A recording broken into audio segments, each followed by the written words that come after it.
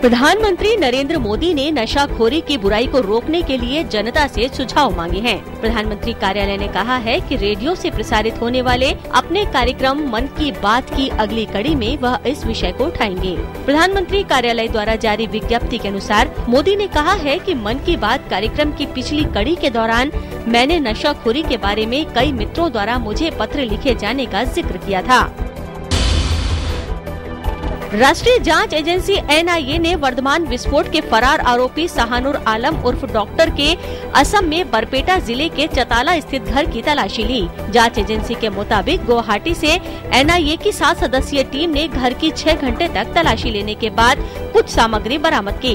2 अक्टूबर को हुए विस्फोट का प्रमुख आरोपी पश्चिम बंगाल पुलिस और NIA को चकमा दे गया है और माना जाता है कि वह बांग्लादेश में है। केंद्रीय सड़क राजमार्ग और जहाजरानी मंत्री नितिन गडकरी ने कहा है कि राम सेतु को तोड़ने का कोई सवाल ही नहीं उठता। उन्होंने कहा कि बिना किसी नुकसान के सेतु समुद्रम परियोजना पूरी की जाएगी।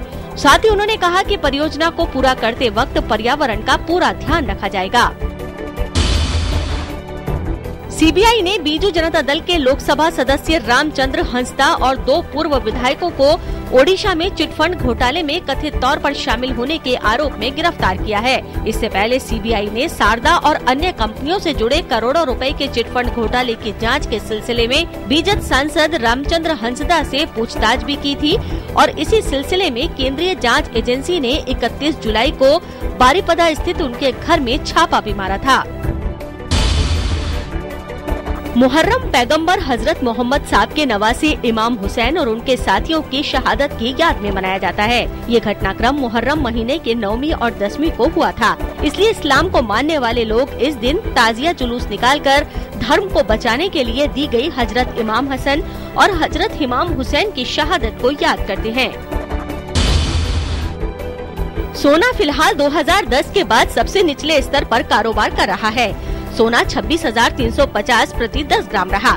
सोने में इस गिरावट के पीछे अमेरिका की अर्थव्यवस्था में हो रहा सुधार है। दरअसल अमेरिका में फेडरल बैंक अपने प्रोत्साहन पैकेज को वापस लेने के साथ साथ ब्याज दरें बढ़ाने के संकेत दे रहा है। दूसरी ओर जापान और यूरोपियन यूनियन अपने यहाँ स्टिमुलस पैकेज की घोषणा कर रहे हैं। इस वजह से दुनिया की दूसरी मुद्राओं की तुलना में डॉलर मजबूत हो रहा है। चांदी भी सोने के साथ कदम ताल करती नजर आ रही है।